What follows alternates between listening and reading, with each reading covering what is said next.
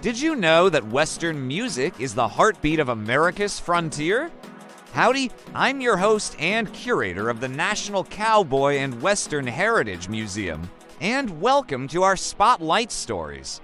Today, we're going to talk about why Western music is the heartbeat of America's frontier. Now, when you think of the American frontier, you might picture cowboys and cattle hands herding their herds across the vast range lands.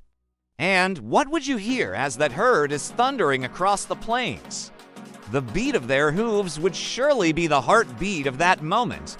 But there's another kind of heartbeat to the frontier, and that's the music. And it's a tradition that goes back to the very first people who called this land home. Early Native American tribes had their own unique musical traditions, and those traditions often incorporated the use of drums and other percussion instruments to mimic the sounds of nature. This not only included the beat of a horse's hoof, but also the sounds of the wind, the rain, and the thunder. These rhythms became an important part of their culture and were often used in ceremonies and rituals. As settlers moved west, they brought with them the music of their homelands, which often included European folk songs and dance tunes.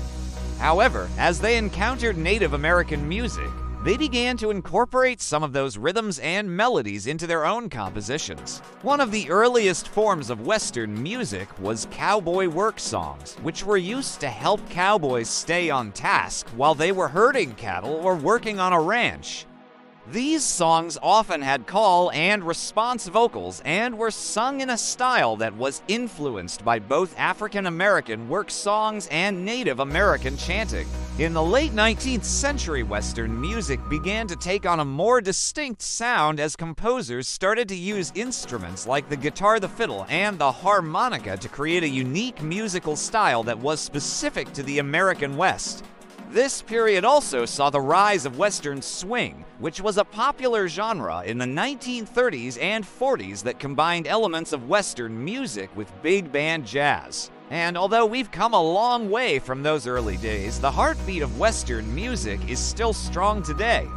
Musicians like Willie Nelson, Waylon Jennings, and Johnny Cash helped to popularize a new style of Western music in the 1960s and 70s that was more focused on storytelling and less on the use of instruments. And today, artists like Tyler Childers, Colter Wall, and the Avett Brothers are carrying on that tradition. So the next time you hear a Western song, take a moment to appreciate the unique history and culture that this music represents. From the Native American tribes who first called this land home to the cowboys and cattle hands who shaped its sound, Western music is truly the heartbeat of America's frontier. Thank you for watching Spotlight Stories. If you'd like to learn more about Western music or any of the other programs here at the museum, be sure to visit our website. Until next time, I'm your host.